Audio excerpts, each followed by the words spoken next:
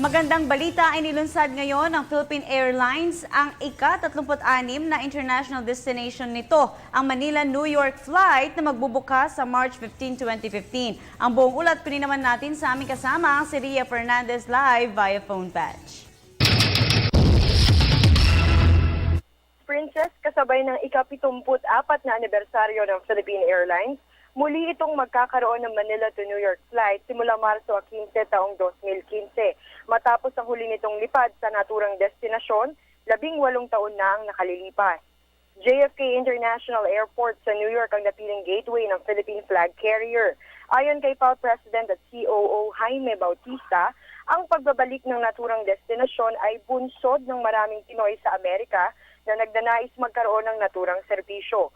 May 250,000 Pinoy sa New York, 70,000 sa East Virginia, habang 75,000 sa Washington DC at 31,000 naman sa Philadelphia.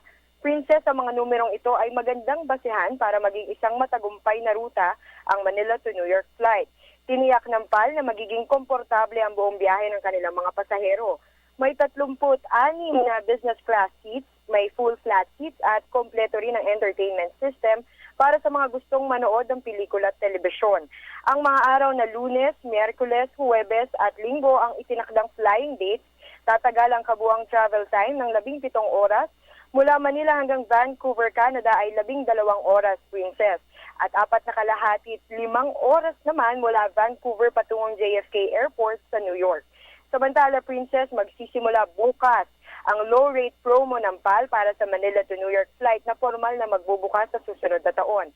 As low as $610 o mga 25,000 pesos ang promo round ticket nila. Para sa Telebisyon ng Bayan, Ria Fernandez.